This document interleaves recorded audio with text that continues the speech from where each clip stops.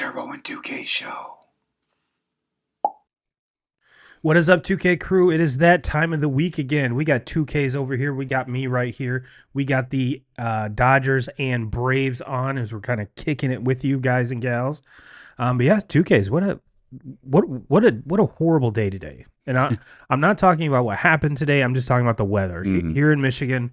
Weather is yesterday was beautiful. Absolutely. And it was supposed to rain. There was a chance of rain yesterday, but today we got it all. And the good part is it's just been a nice steady rain. Mm-hmm. It hasn't been, the gushers with the wind and everything else. Being an insurance agent by trade, don't really like to see that. But but the good part is we get to stay in, got to watch some baseball, and cannot wait to break stuff down with you and the 2K crew. So for those of you watching live, I do want to say thank you. Hopefully we're live over on TikTok with this camera angle instead of from our phone. So hopefully that is working, but we're coming to you live on YouTube, on Facebook, and on Twitter. And 2Ks, our Twitter fandom is increasing quite nicely. We're blowing up, huh? Yeah, well, I'm not gonna say blowing up, but we're definitely getting there. We're definitely getting there. But it's because of the awesome 2K crew that we have. And for those of you OGs on the audio side, whether you have us in your ears while you're driving or while you're on the treadmill, we love each and every one of you as well. Well, 2Ks, let's jump into some news here. Let's start with the Derby. I didn't watch a single minute of it.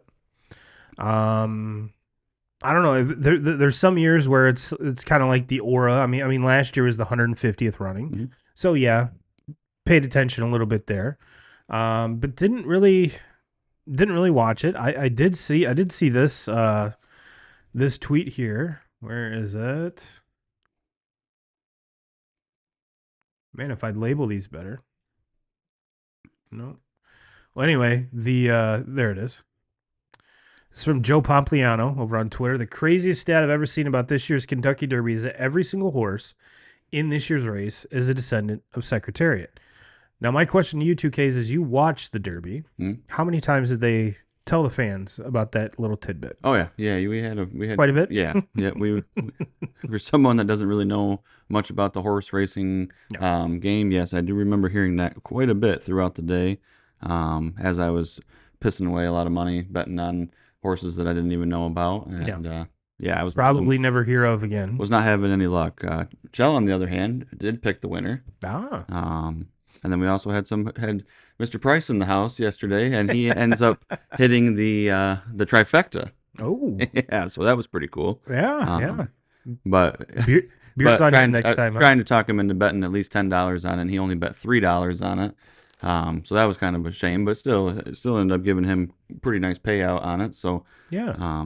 But yeah, so that's pretty cool too, because I've watched quite a few Kentucky Derbies. I've bet on quite a few, and I've been around a lot of people, and I don't know if I've ever seen anybody especially in the same room hitting the trifecta. So that was pretty cool. Yeah, and for those of you that don't know, that's you hit the win, place, and show all at once. Same ticket. Yep. Kind of like a it is a parlay. It's just probably the OG parlay when it does come to betting. So, but yeah, that was kind of cool. Yeah, that was kind of cool. And you talk about us having a really nice day weather-wise here. That was not the case for the Derby. A lot of rain there. Muddy track. It was one of those, like, you plan, like, if you're going to go to the Derby, you have to plan a year in advance, you know, as far as getting your tickets to it, getting your hotels, staying there and all that. And deciding what you're going to wear. Yeah, absolutely. I mean, that's like the best part about it. And unfortunately, with the weather yesterday, you really didn't get to show off your apparel. You were wearing mostly ponchos, trying to stay out of the weather.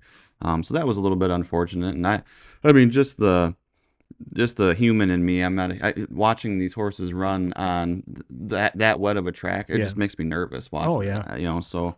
But thankfully, nothing crazy happened in it. It was a good race, and it's always cool. It's cool to watch. Even though you don't know a damn thing about it, it is cool to watch.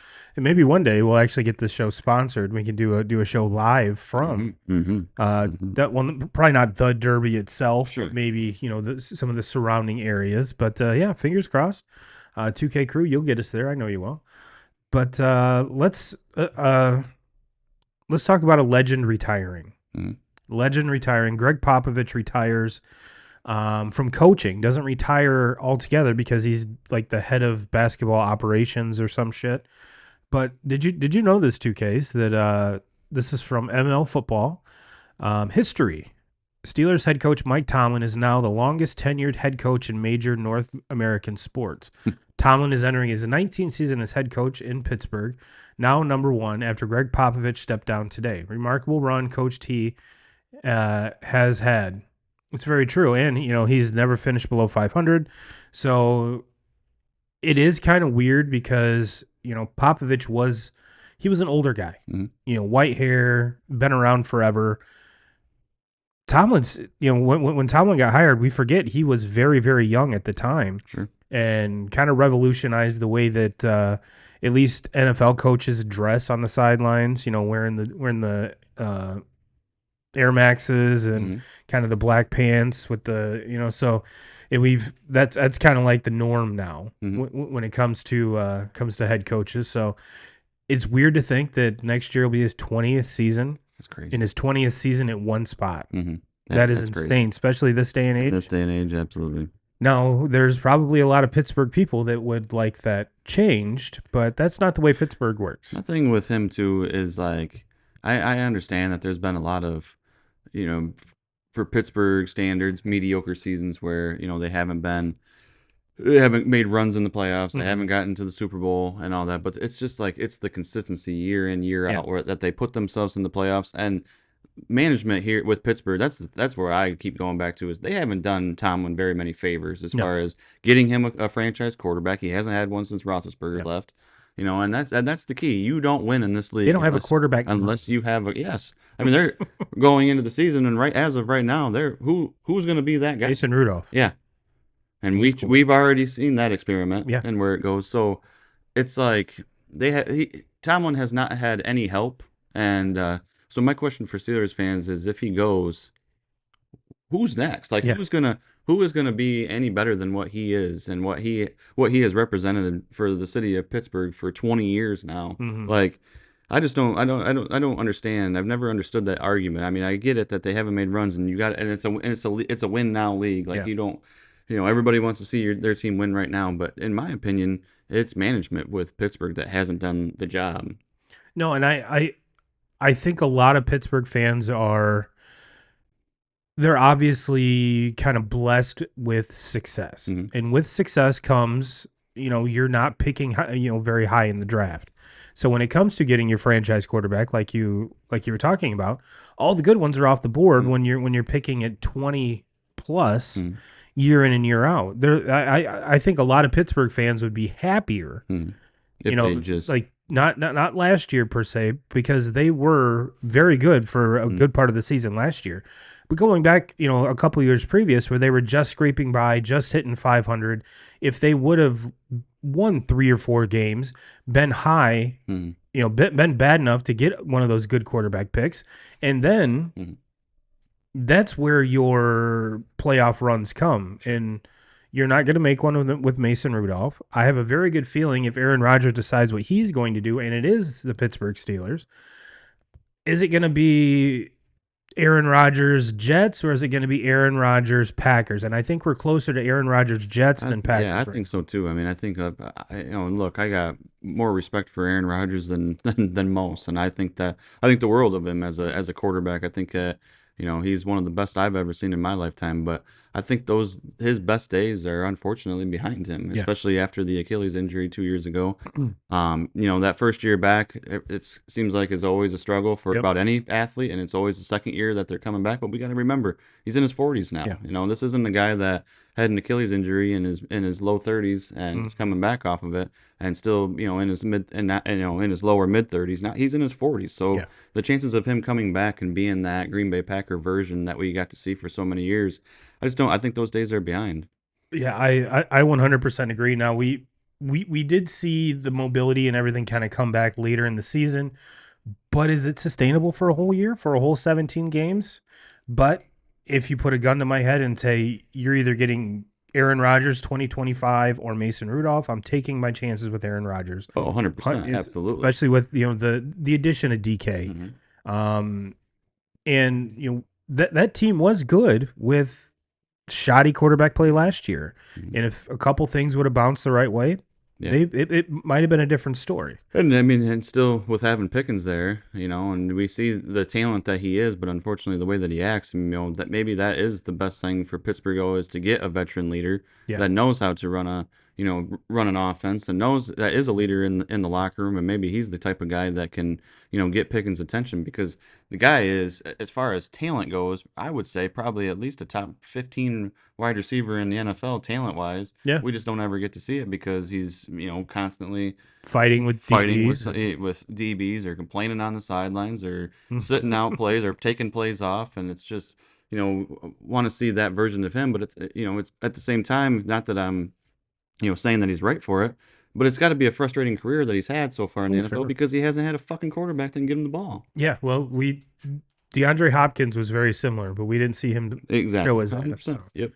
Um, one thing that I did want to talk about and kind of get your input here, 2Ks, is um, my Red Sox took a really, really hard hit the other day with Tristan Casas out for the season. Now, I'm going to give you my opinion and just kind of see where you kind of fall on it as far as how the Red Sox should go from here. It is May 4th, Mm-hmm. and for all you dork Star Wars fans, may the 4th be with you.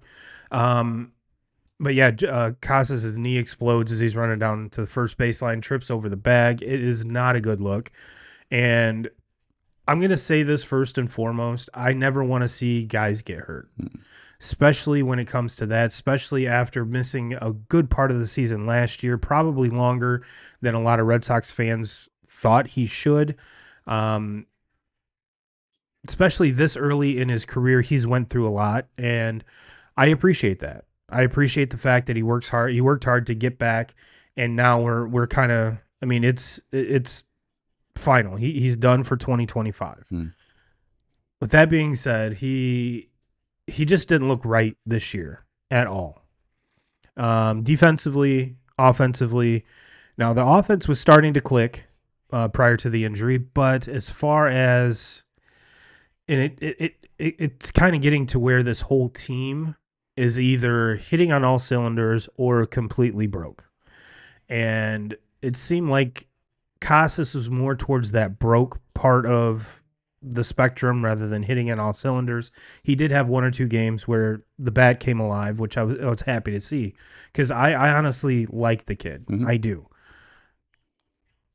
I just wish he could be more consistent. I wish he could be more productive, both offensively, defensively. So if this is what it takes, and I'm not saying that Casas is like the sacrificial lamb for all of this, because honestly, as Red Sox fans, we kind of all expected Trevor Story to explode prior to anyone else, just because that, and no hate towards Trevor Story. It's just the last couple of years, that's just what's happened. Now, Story's come out the gate looking amazing, and offensively, defensively, it was always like, all right, well, once Story comes back, the defense will get tighter and everything will be better, which really hasn't happened yet in 2025.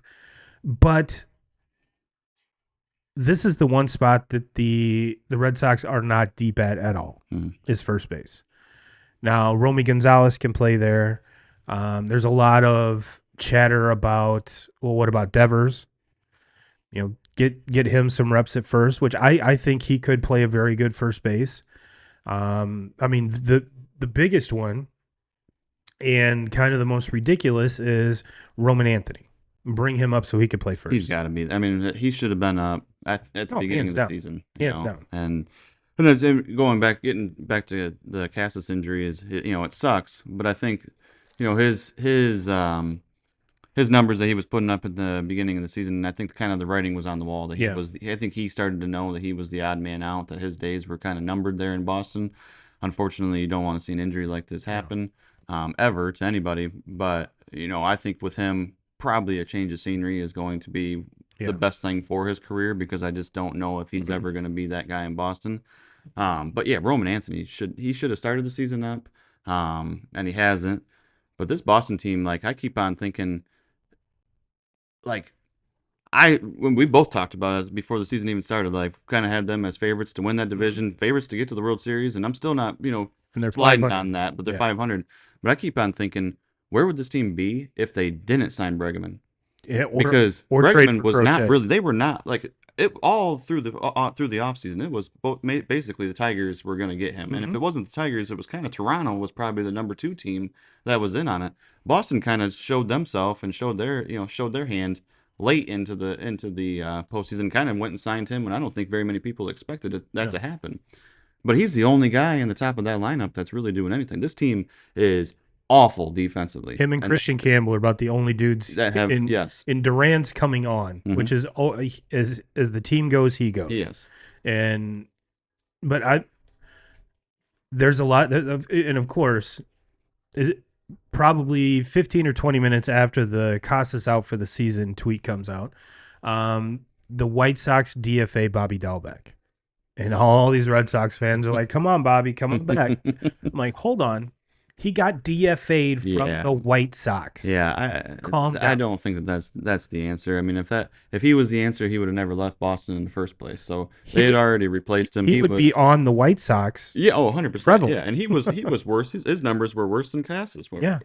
have been. So I don't think that he's the answer at all. They got to figure it defensively. They got to get better. They are the worst team defensively in Major League Baseball, and you're not going to win a World Series if you're playing that style. So they have to clean that up. You have to start getting some. Where's Devers been? Because he hasn't been the power hitting. He's batting 250, and that's not terrible, but He's got been to have very more streaky. runs, and he's got to have more. He's a home run hitter. He's got to be a guy that's hitting 35, 40 home runs for them. And I think that eventually he'll get there. But remember, he started out the season like 0 for 25 or terrible. something like that. So that was beyond a slow start. And getting back to your Bregman point, he's traditionally a slow starter. Mm-hmm. You could say he's behind Aaron Judge, the MVP right now. 100%. And now, granted, Aaron Judge is light years beyond anyone in the American League for that award. Mm-hmm. But you're very right, and we collectively as Red Sox fans thought that Bregman would help shore up that defense, and he's been kind of shaky defensively to start, and of course we're all expecting that to get better because he's playing next to a shortstop he's never played with, and I'm sure that has a lot. The more the chemistry builds, I think the more that will come. But my big thing is, and I can't remember which podcast I was. It might have been Section 10, and actually, I'm almost positive it was. And one of the guys on there, Coley, said the reason why this team is 500 right now is because I think a lot of them are looking over their shoulder. Where will they play? When will they play? When is Roman Anthony coming up? Let's just rip the Band-Aid off and figure it out. Mm-hmm. If it does take. And right now, as good as he's playing, if it's trade Wilyer Abreu, okay, I would rather have Roman Anthony than Wilyer Abreu. Mm-hmm. Is Wilyer doing very good? Yes. He's a great outfielder, and he's hitting the cover off the ball. Mm-hmm. But if bringing Roman Anthony up, we have to you have to make room for him somewhere. Mm-hmm.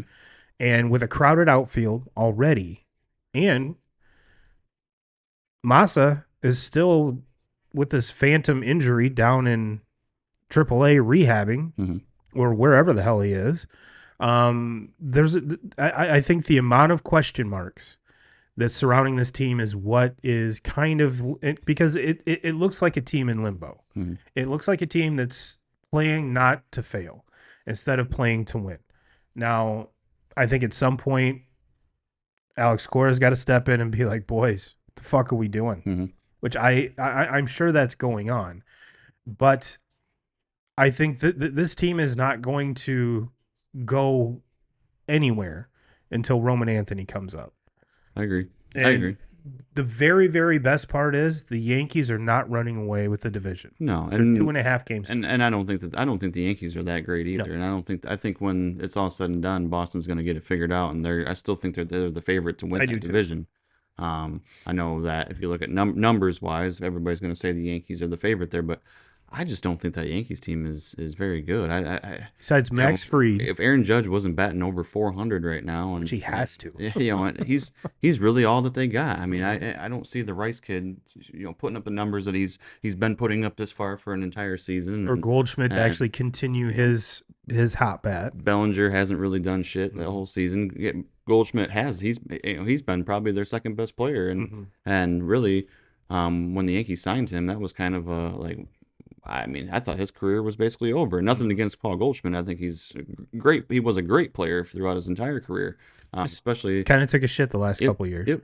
But it just hasn't been good, and he's been really good for him this year. I just don't see, him holding up for an entire season, and I Mhm. don't see the Rice kid putting up the numbers all season, and I don't think that their pitching is great outside of Max Fried, and so I don't know. I don't know what's going on there. I think the thing Boston is they're just a weird team because when you look at their offensive numbers, they're not bad. Like Yeah. and they got some guys that are figuring it out.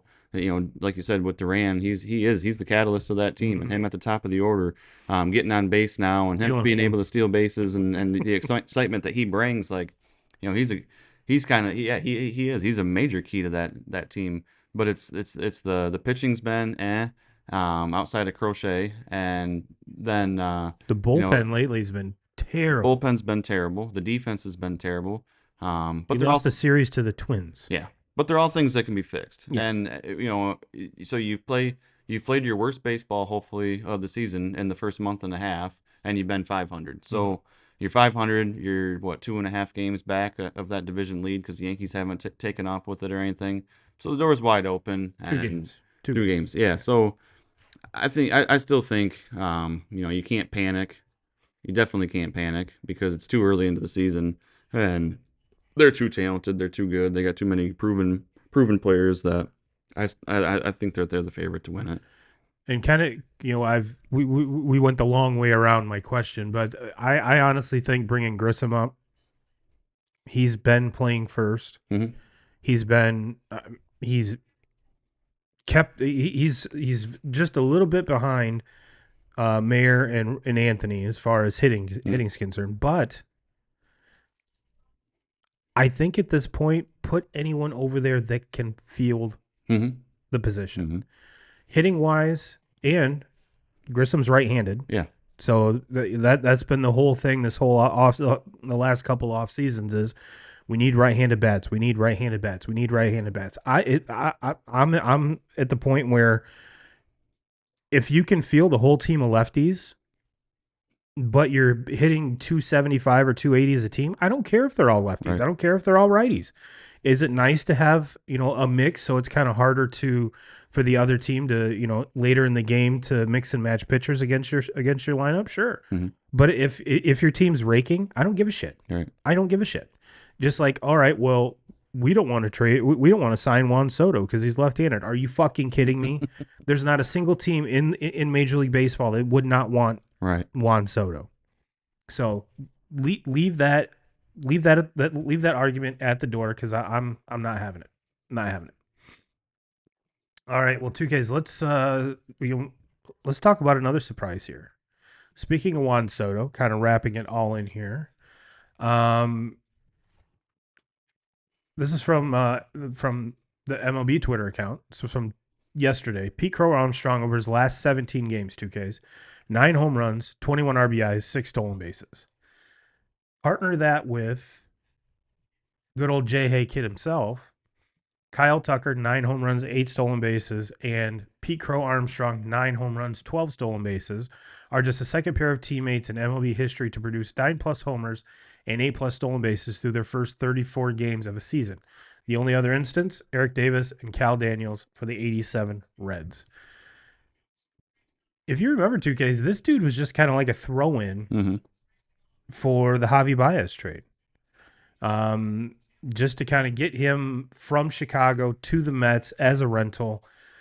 And I think I'm not saying I'm a Mets hater, but this Mets team is starting to look like a wagon. And if they had PCA on there, holy crap. Holy crap. Yeah. So Cubs fans are worried about, which all they should be worried about re-signing Kyle or extending Kyle Tucker You got to keep this kid too. Mm-hmm. You got to keep this kid too because you haven't had this dynamic of a player, and I can't remember. Yeah. Because if you look back at Baez, Bryant, um, Rizzo, Dexter Fowler, even though he didn't have that much pop, Fowler's probably the closest comp I can remember right offhand. But then again, going back to that era, no one really stole bases, but he was kind of their speedster, their leadoff guy. So this is someone, and he's super young. Right. So again, pairing those two together, I think for long term success is key for the Cubs. 2Ks. This Cubs team is they're good. I mean, Yeah. we talked about them at the beginning of the season being a favorite to win that division, Mm-hmm. and with the way that Pete Crow Armstrong has been playing this season, they're a possible World Series caliber team. The starting pitching has been awesome, Even and that's without Steele. without Justin Steele, and Yeah. that's a devastating injury for them because he is their ace, Mm-hmm. and to not have him, but I mean the other four in the starting rotation have been great for them, Mm-hmm. and come trade deadline time, they're going to be a team that's going to be active, Oh, looking yeah. for a starting pitcher to take over, or looking for bullpen help, because we've seen in the playoffs that teams don't necessarily go with a 5-man rotation. Nope. You'll go to more of a 3 or 4-man rotation, and you rely on your bullpen to do a lot of work for them. So, that's what you'll start seeing at deadlines is teams will start putting a lot of, they'll be very active trying to get just more pitchers to slide into the bullpen that can be specialists, and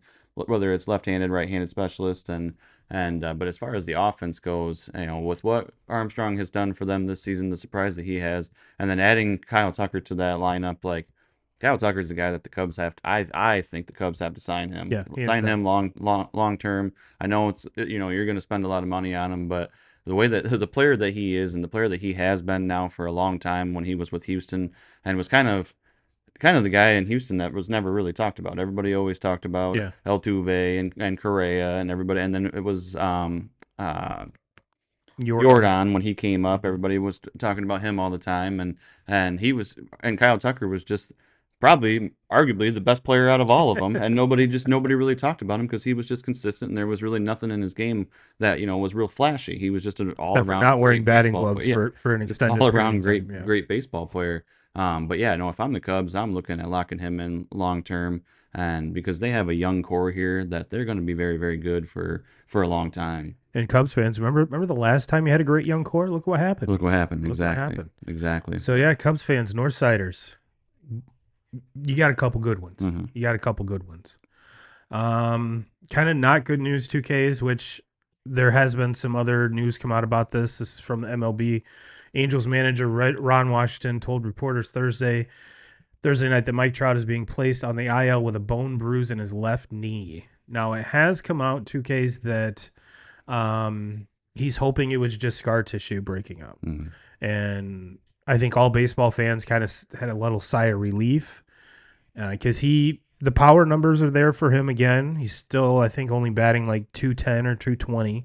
So not the average that we're used to seeing for Mike Trout. But then again, he hasn't played for a long time. Mm-hmm. So I have a feeling if the power, if he were continue to be healthy, the batting average would climb up and we would see it, and probably not get to vintage Mike Trout area, but definitely in the 260s, 270s, hitting you 35 since he already has 10.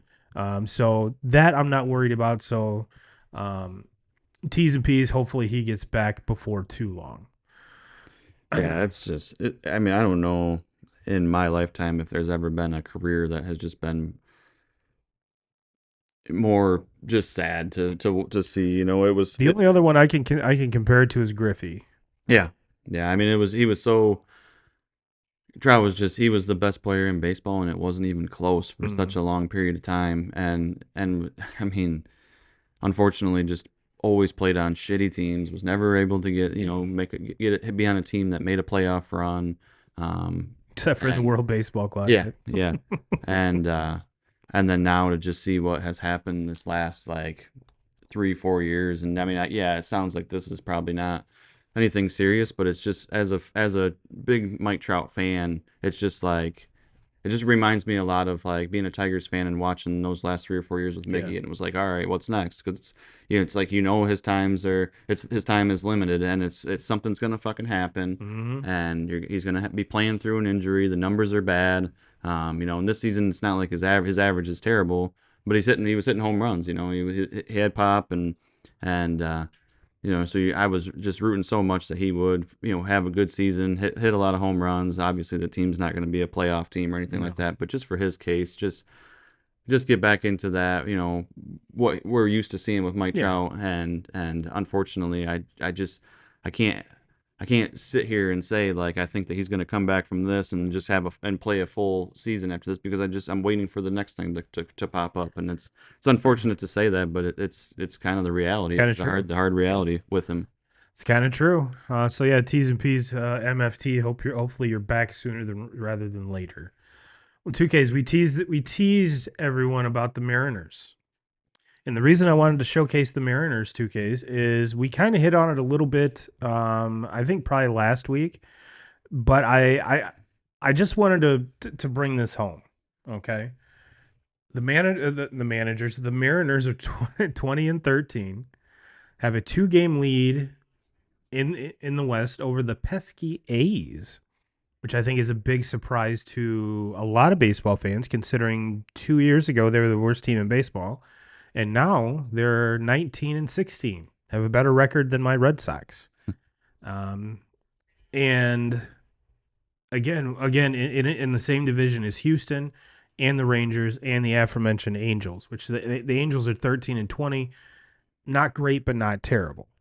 Um, and one of the things that was especially coming from a Boston fan, where it was rumored that the Red Sox and Mariners were in talks to trade, in particular, Tristan Casas and prospects for one of their big pitching studs, because their starting pitching was and still is phenomenal. Has been the last couple years. They just cannot hit.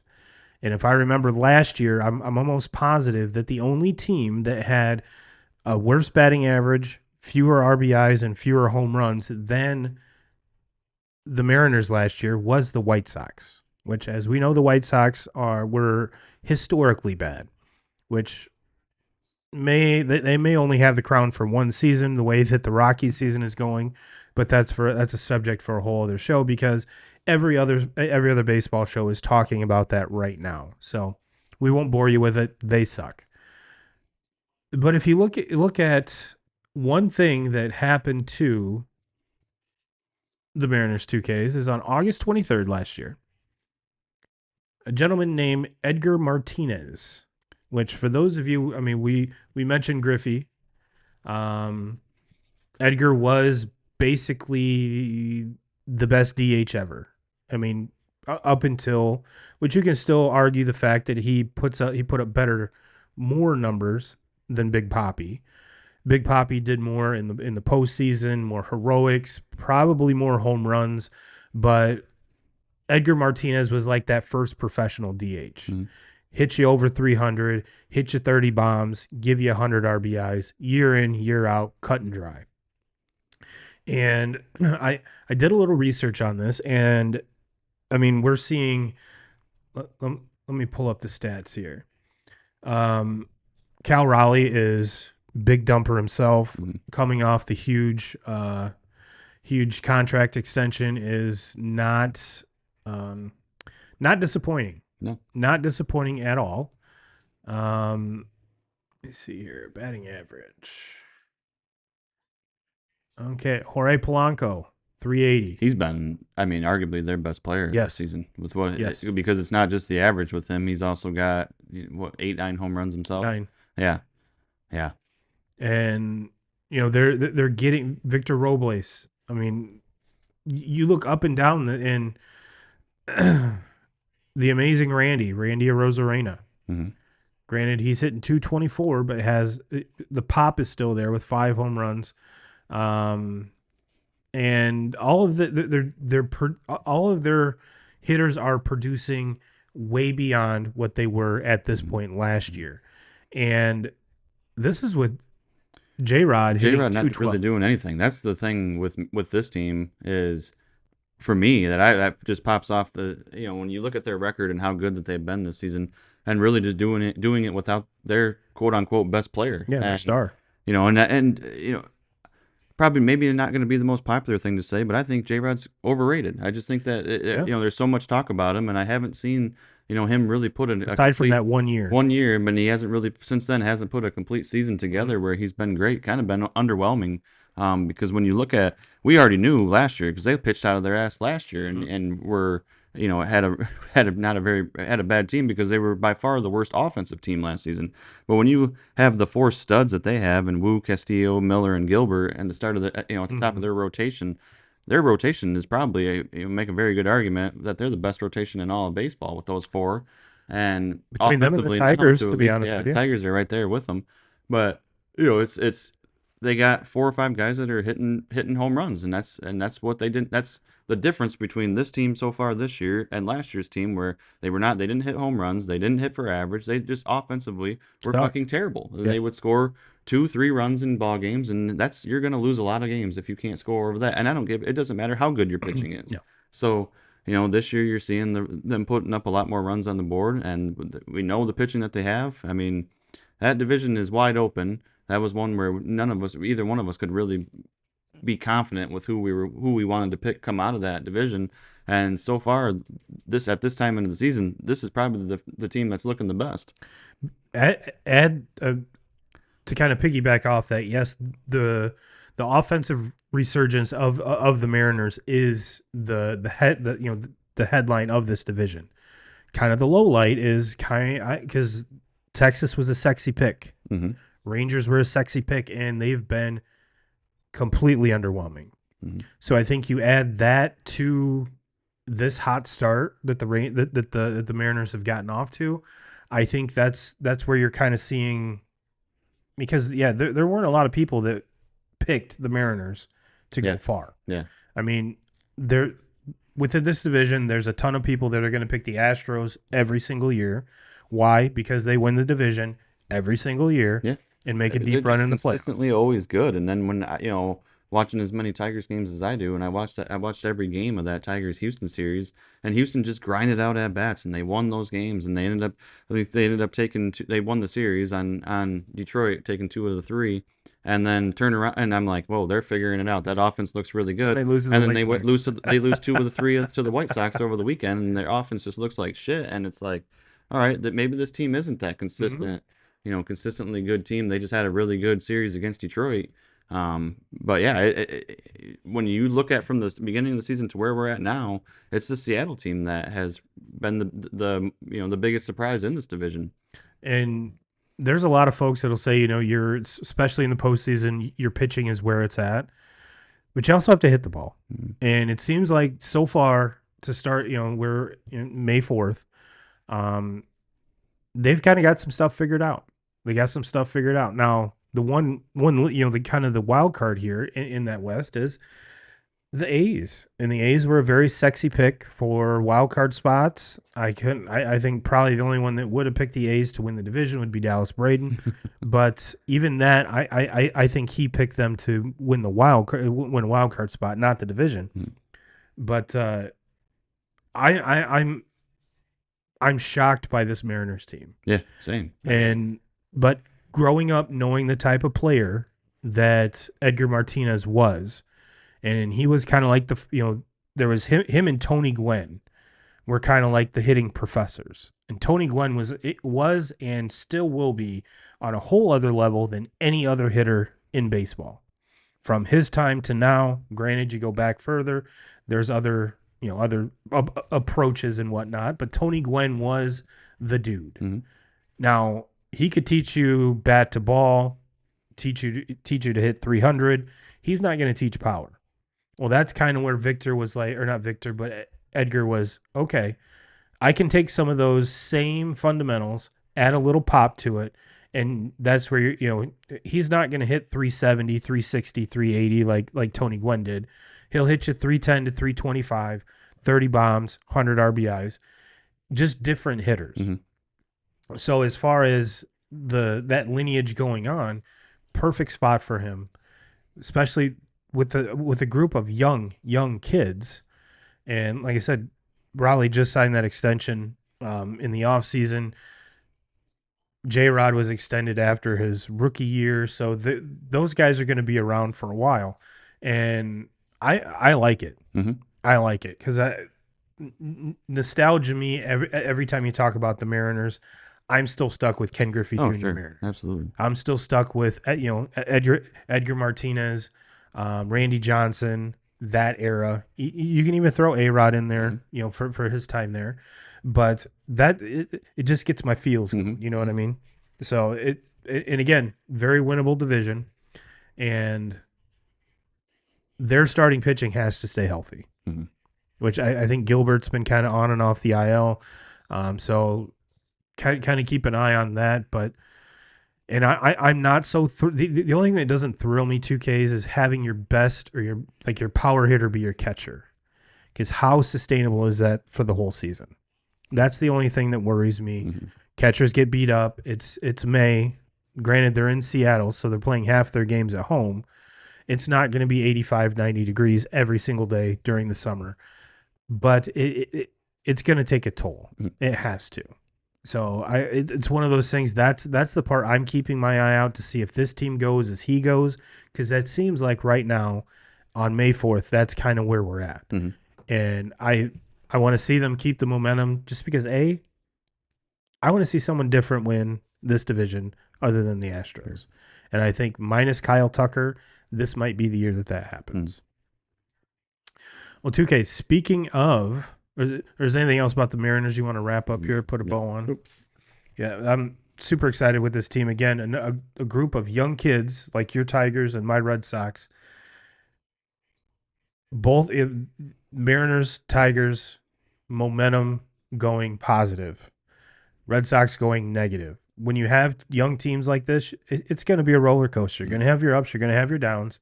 You just try to minimize the downs. So hopefully this is the downs of the Red Sox season, and we can just all move past it. I'll move past it. Well, 2Ks.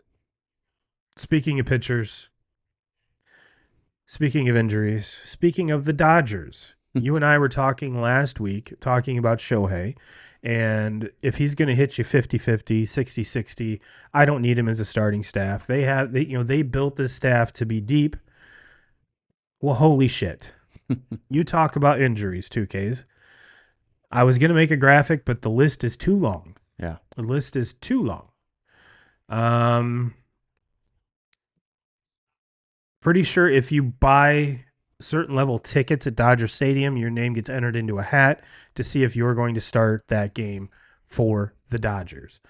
Clayton Kershaw, IL. Shohei, obviously, still on the IL. Kershaw expected return mid to late May at earliest. Shohei, TBD. Tommy Edman, TBD. Blake Tryon, June at earliest. Michael Kopech, expected return May.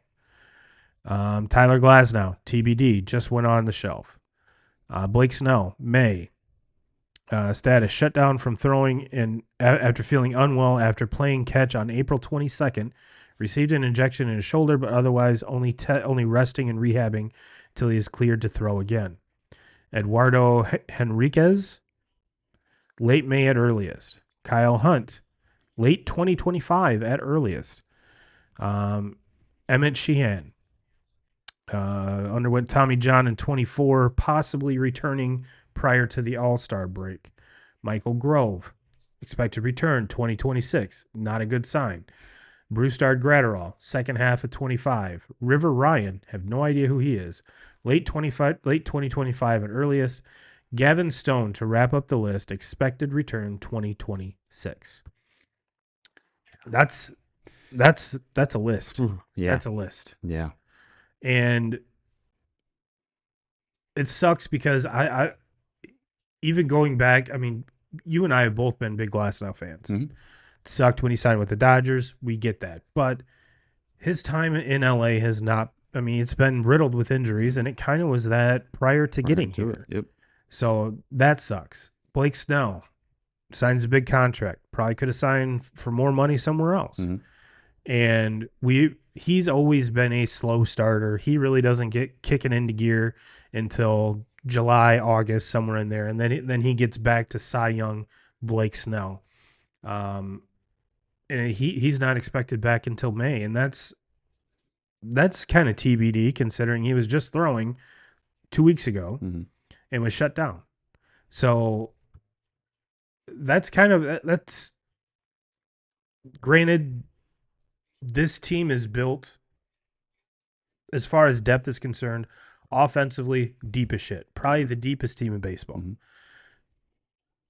And you would think after last year they did bolster the pitching staff, because this happened last year too, Case. They, in the World Series, started an opener. Still won the World Series. Now, granted, a lot of the guys I listed off are bullpen arms. Yeah. They're not all starters. Yeah. They don't have that depth right now, what they had last year, and what they can do in postseason play, where they can, they had multiple arms coming out of that bullpen. They had multiple guys that were starting pitchers for them that they were using in the bullpen. They had a Jack Flaherty last year that they went and picked up at the deadline that was huge for them down the stretch and into the postseason. And they don't have that. And when you have a roster as good as this is, on offense and in the pitching staff, there's a reason that you got to this point. Yeah, you've spent a lot of money on signing players, but you've also traded away every asset that you have as far as down in the minors. So there's really not a whole lot there when it comes to deadline, and they want to go pick up another arm. They don't really have a whole lot. They have two things working against them. They don't have a whole lot there, so teams don't really want to work with them. And they're the last year's World Series champion and have basically paid for this roster that they have. There's probably not very many teams that are lining up to work with them. Yeah. You're the one that fucked this whole salary thing up. Yes. Why would we help? We're not going to help you to go win another one. And you guys have like a fucking pipeline coming from Japan into to your team. I don't think very many teams are going to be lining up to help them when they are battling through injuries the way that they are right now. They're still a really, really good roster. I mean, with the lineup that they have, they're going to win a shit ton of games. They're going to win that division probably. They're probably going to be right back in the same situation with a chance to win a World Series like they did last year. But when this season started, there was so many people, including myself, that was like, who's going to beat these guys in a 7-game series? And a little over a month into the season, it's shrinking a little bit. There's definitely some chinks in the armor that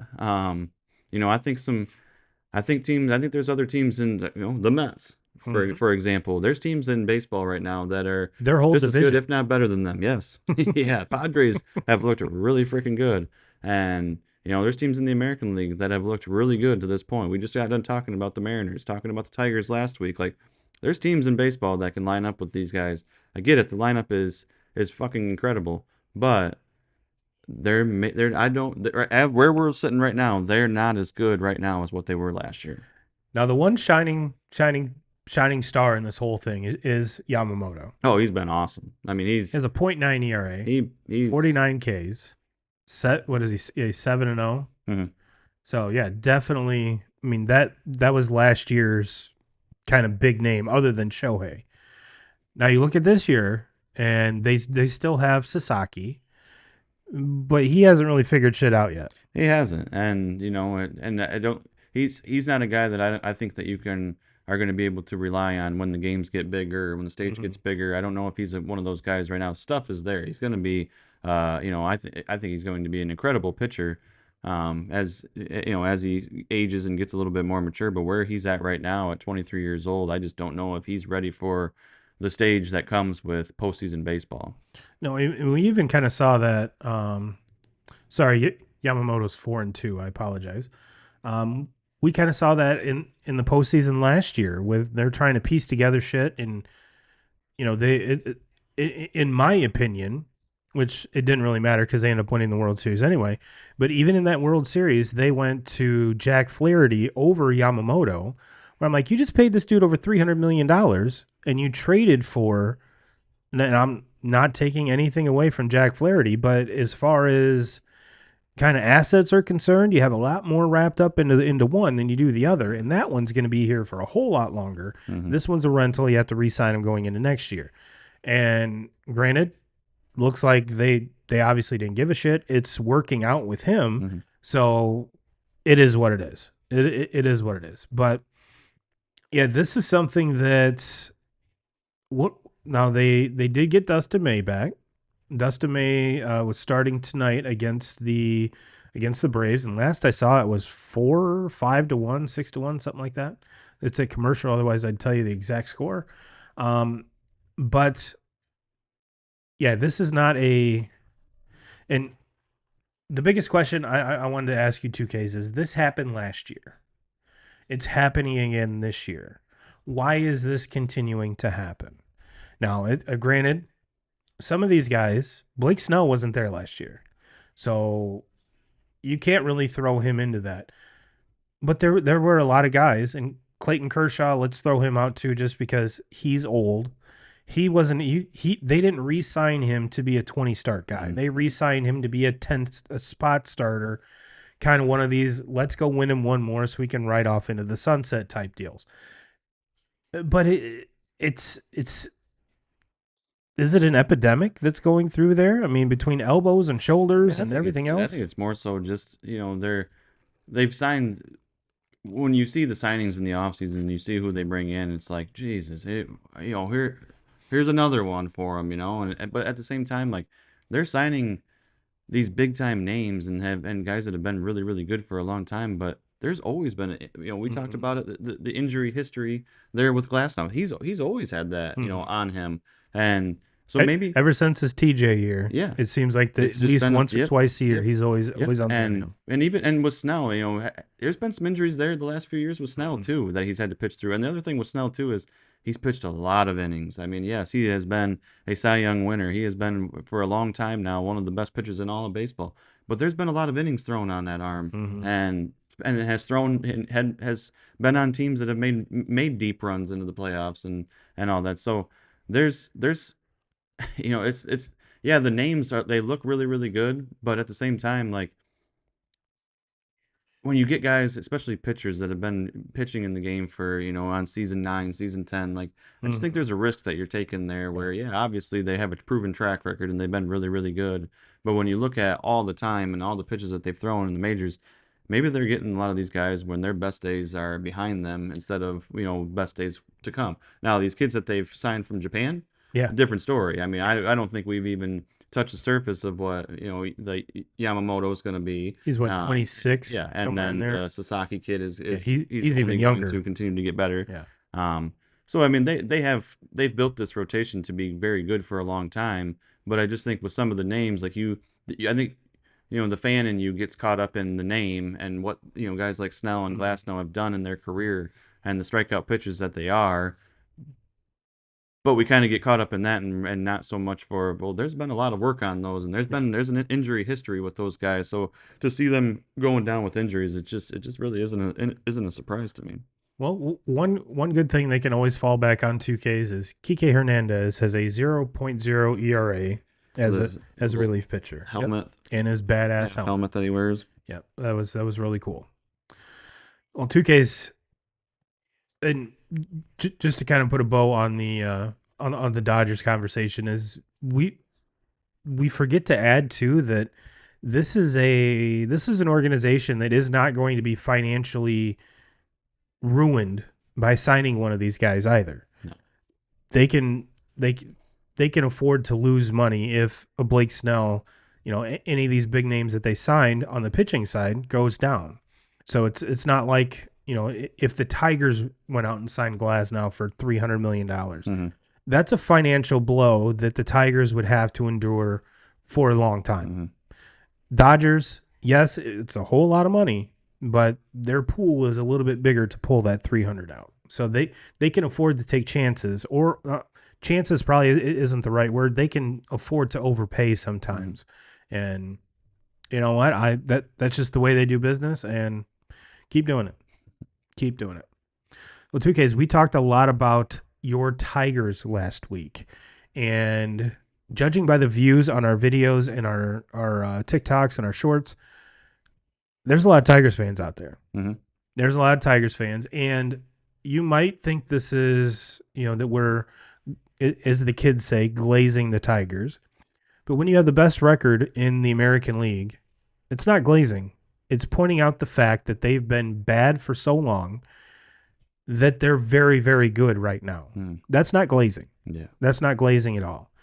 But I did have some tweets here for you, 2Ks. Got to get your reaction. Let's start off. Is it this one? Nope. This one.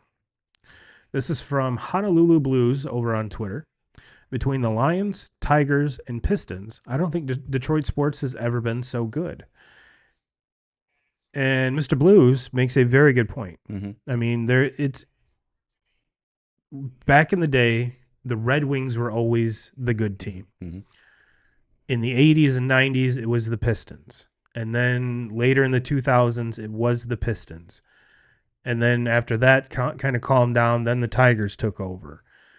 The Lions are just now, in the last 2 years, been good. So, yes.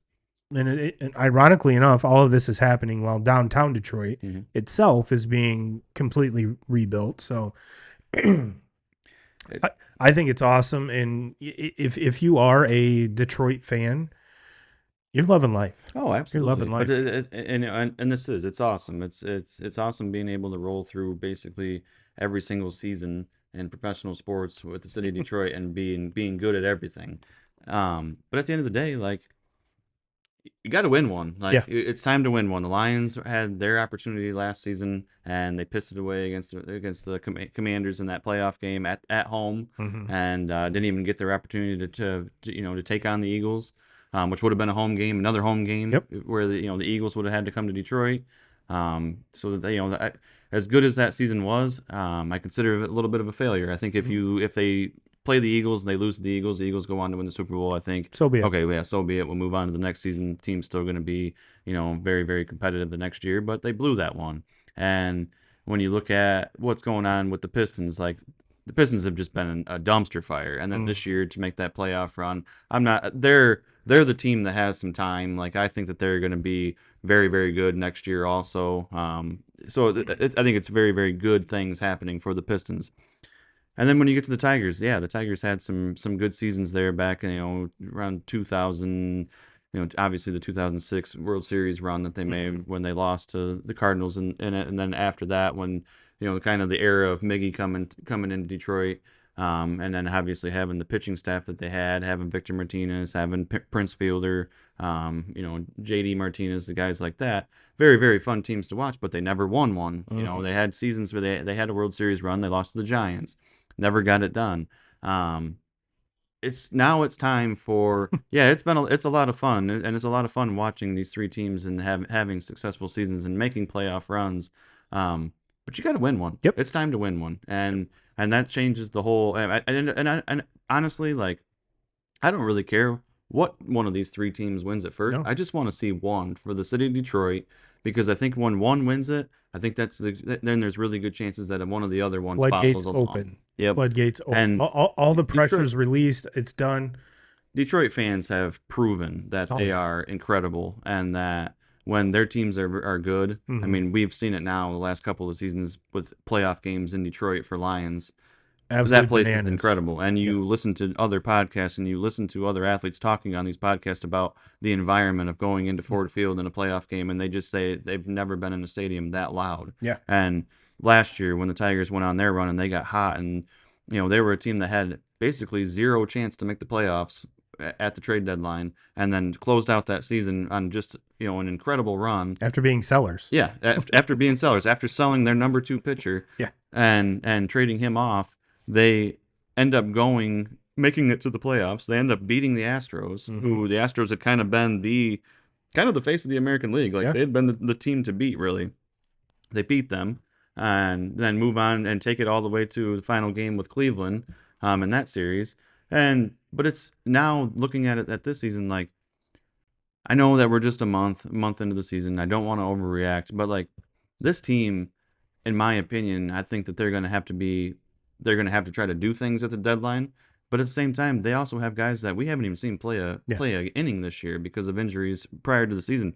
Guys like Parker Meadows, who I think is maybe one of their better players on their roster, as far as Mm-hmm. he is their best defensive center fielder. He's one of the best defensive center fielders in all of baseball. And then last year in that postseason run, he was arguably their best offensive player. Yeah. They're kind of their catalyst of their team. One of the things that this team right now is lacking is having somebody on base that can steal bases. Well, he's the guy that is like that. Jared Duran that you talk about Mm-hmm. with Boston being the catalyst of that lineup. That's what that's what Parker Meadows is. Like the Tigers have been so good, and for the last 3 weeks they've been leading off Kerry Carpenter. Well, you Mm-hmm. don't want your best home run hitter being your leadoff Right. batter, unless I mean I guess the Dodgers do it with Shohei. Yeah. But at the same time, with the way that this lineup is built out, moving Carpenter back and having a catalyst that can get on base like a Parker Meadows, Just makes it even like better I and just think that deeper. this team is going to get better. They still have Tariq Mhm. Skubal, who is the best pitcher in all of baseball. Anybody that says that Skeens hold the motherfucking phone because the guy hasn't done shit compared to Skubal yet so far in his career. So Skubal still is that guy, and then being able to back that now with Jack Flaherty, who came back Mhm. this season, who is their number two. Reese Olson has been incredible this year. Casey Mize has looked like Resurgence. the number one, overall pick of a draft. So we're finally seeing that version of him, and they've been a fan. And Jackson Jobe, and another kid, 22 years old, and he's pitched great to this point. So there's a lot of good things happening there. But for all these Detroit teams, it's time to win one. Yep, I agree. And I think going back to I think the Pistons are not quite there yet. They still have some work to do. But this Tigers team is good enough to do it, and the Lions are definitely good enough to do it. Yep. It's time for one of those teams to step up and do it. Well, this tweet's from Joe M over on Twitter. Tigers hitting ranks 8th in all of baseball. Tigers pitching ranks 3rd in all of baseball. The last time the Tigers finished the season top 10 in hitting and pitching was 2013, where they won 93 games. I'm feeling we could be as good, if not better, than the 2013 team. Now let me parlay with this one. Same guy. Tigers got hot at the end of 2024, the 2024 season. I think we all can agree on this, that Tigers are still hot and are not about to slow down. Don't be shocked if they win 95 plus games this season.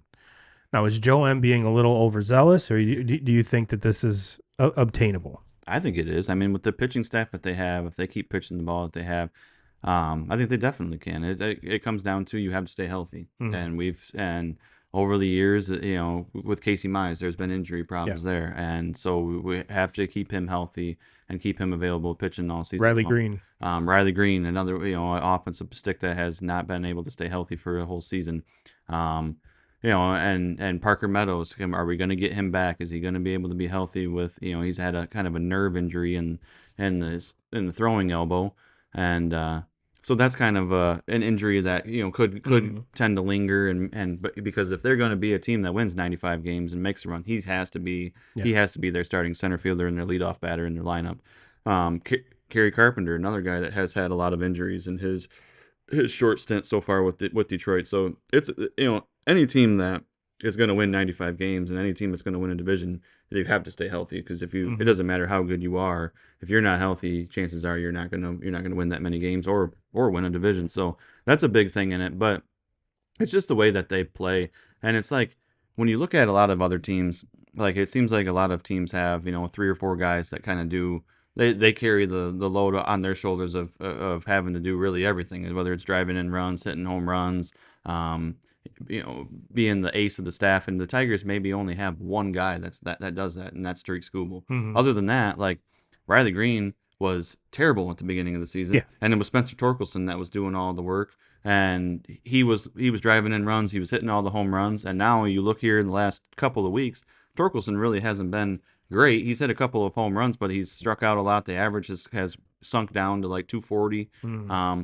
And Riley Green has now been the one that's picked it up. He hit two home runs in the ninth inning a couple nights ago. There was one that the last game there when they beat the Stros, he went 4 for 4. And that game he had a good series here over the weekend. Um, Beginning of the season, Zach McKinstry was a guy that nobody really even talked about. He was batting over 300. Who the fuck ever would have thought Javi Baez Right. 100 at bats into the season would be Still hitting batting over 300. batting over 300, and that was the big thing with him kind of leading into this past week was, okay, he's batting 300, but his power numbers are not there. Well, he hit 3 home runs this week. Yeah. So he's not only hitting for average, now he's showing a little bit of the power stroke too. So that's nice to see. Hopefully that can, he can keep building off of that. Colt Keith was awful at the beginning of the season. I really thought Colt Keith was going to end up back in AAA because he looked so bad. And he's looked really good this past. He's hit 3 home runs in this past week also. So he's starting to figure out, things going that way. Trey Sweeney, another one who playing shortstop for him, he hit a couple of home runs over the weekend series here in LA. So it's not the same guys doing it over and over again for them. They're getting different guys in the offense every single night that are picking up the workload. And then Kerry Carpenter, aka Kerry Bonds, dude just fucking hits balls hard. That's all it is. That's all he does. Everything he hits, he fucking hits hard. And if he doesn't hit a home run, it's like he just missed it and he flies out to the warning track in right field or in right center field. I mean, so they're a fun team to watch. Everything has just clicked for them, and they've carried that momentum of getting themselves into the postseason last year. And I think they kind of took that loss to Cleveland with a chip on their shoulder and carried it right into this season of like, yeah, it was a great run and that was a lot of fun, but the fucking work isn't over. Yeah. It's time carrying it into this season, and all the credit to me, goes to AJ Hinch and what he has done with this roster that he's been given, and he's basically brought like a belief to those guys in that clubhouse that we can fucking do this. We don't have the names that are being talked about, on TV, and we're not the team that ESPN wants to have on Sunday nights playing on ever, unless they're playing the Yankees or somebody like that. But they don't have that. But when it comes to the end of the season here, I think they are a team that all of a sudden is going to catch a lot of people's attention, and I think they already are. I think they already are starting to catch some people in the media's attention of, hey, this team's for fucking real. Hands down. I mean, they're especially coming out the gate with Torkelson being the Torkelson I think a lot of Tigers fans were hoping for. Casey Mize pitching the way that all the Tigers fans were hoping for, and then like you said, the addition, the small additions, Gleyber Torres and his beard, which bearded Torres is a completely different player than babyface Torres in New York. So, and he's been huge for him. Yeah, he has. He gets on base. He plays a solid second base. There's the one, little niche with him where I don't know if it was really even a story or if it was just because it was Yankees media, but that he doesn't want to move from second base, and maybe that is the case. But to me, it doesn't matter. Like, he's a guy that you have to have in your lineup every day on this Tigers team when he's available. He's another one that you go back though and talk about with the injuries. Yeah. He's been injury prone over his career, so he spent already a short stint on the IL this season at the first couple of weeks of the year. But since he's been back, no, you plug him in there in the number 2 spot in their lineup. He's been a very good hitter for him. He's been a good base runner for him. He's been very good defensively at second base. So, that's the thing I like so much about the team is they're just how versatile they are. They have guys that can play multiple positions. Hell, Trey Sweeney kind of took over last year as the shortstop because Baez has just been so bad in his time in Detroit. And Sweeney is one of the guys that they bring over in the Jack Flaherty trade. He slides into shortstop. They make the playoffs. He's their shortstop. You don't even see Baez in the offseason. Baez comes back this year, and he's gotten majority of his starts in center field. And he's been great out there. Making over-the-shoulder catches. Yeah, over the shoulder. Brought a home run back. And so, yeah, and then you have a guy like Zach McKinstry play every single position on the field. I think you can. He is their pitcher when they need him. Yeah. When they need a position player to throw, he normally does that. I'm pretty sure you could probably throw the fucking gear on him and let him catch. But and that's another. I mean, you talk about all the guys that I've talked about so far, and maybe the biggest surprise on the whole season is Jake Rogers goes down with an injury early in the year, and Jake Rogers in his time in Detroit has been very, very good behind the plate, very good. Receiver of the ball, very good, game caller, but never been great with the stick. Other than he'll hit you a home run every now and again. But then he goes down with the injury, and that opens the door for Dylan Dingler, who's just maybe been taking the ball and ran with it. I mean, he's been maybe their best I think he's been the best surprise on the entire season as far as what he's done offensively, power numbers, hitting for average, been great behind the plate, has basically been asked to catch about every single day, Mm-hmm. and no, he's been maybe the best surprise of the whole season. So a lot of good things, with Yeah. Detroit, and they've been a very fun team to watch. Well, let's kind of wrap the Tigers talk up with this 2Ks. This is from Tony Paul, Detroit News. Back when the Tigers were great, it used to take 3 home runs to trigger free curly fries. Then they sucked forever, so Arby said 3 runs was good enough. These Tigers hit 4 home runs in the 9th inning. Getting back to the Riley Green 2 home runs, and I believe that's the first time in Major League history someone's hit 2 home runs in the 9th inning. Mm-hmm. So Riley Green, no matter what he does, will always be remembered for 2 home runs in the 9th inning. But yeah, Yeah, no, I'm wondering now with Arby's here, now that the team doesn't suck, are they going to go back they're to gonna three dingers they're rather gonna than have to 3 go runs? back. It might not be 3 dingers. Back in that day when it was 3 dingers, that was when you had Miggy, Prince, Victor, JD, Justin Upton. Johnny Peralta, Yeah. all those guys in the same lineup. So it was like they would normally score 3 runs in the first inning. Mm-hmm. First time through the lineup, they definitely had 3 runs, so they had to have it go to home runs. And then there was some really really bad years because it's always been like a running joke at the house about Yeah. that I've always have said like this is how you know the Tigers suck. It used to be 3 home runs, now it's 3 runs. That gets People you want curly fries. that gets you free curly fries. But no, this is a new era of Tigers baseball, so I think that Arby's is going to have to change. They're gonna have to change their ways here a little bit. I don't think it goes back to 3 home runs, but I think it might go to like maybe 6 runs, six Uh-huh. runs in the game, Up the ante. something. Yeah, up the ante a little Otherwise, bit. they're going to go bankrupt. Yeah, because this isn't gonna. They're not gonna. I don't think the Tigers are gonna be a team where they win ball games by hitting the ball out of the park, over and over again. They have some pop in their lineup now, something that's different from what they've had in years past. But they're not like and it's also Co-America Park that they play majority of their games in, which is not it's not the Cracker Jack backs that fucking Aaron Judge hits them out of in New York all the time, so a little bit different, but no, it's good to see. But so for all you Tigers fans out there now, or especially Arby's fans out there, you better enjoy your free curly fries right now because I love Arby's this curly is fries. yeah, absolutely.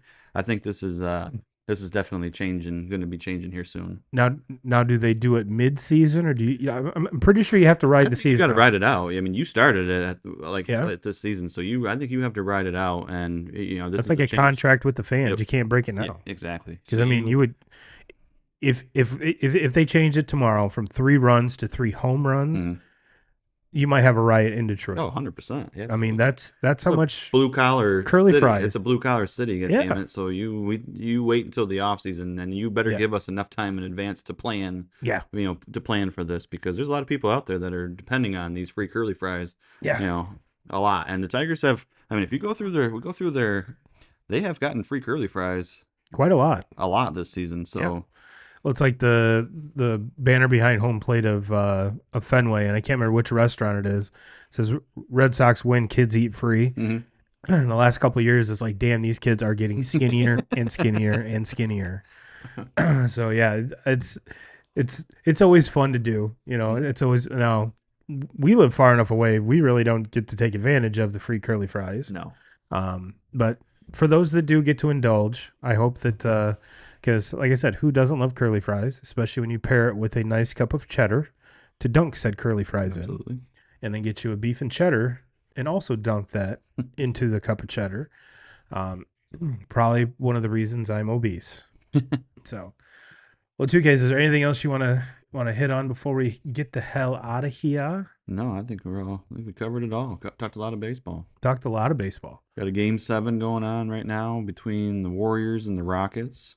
Yep. And we got a Game 7 in the NHL going on between the Jets and the Blues. And it looks like the Blues are going to pull the upset in that one. As of right now, there's 3 minutes to go in that game, and the Blues are up 3-1. So I think we're going to see a Jets empty net here pretty soon. No more McJesus. Yeah. No more McJesus. Well, 2K crew will let you get out of here on that. Go enjoy those Game 7s. We will see you next week. And as always, Jim Rome, we're coming for you.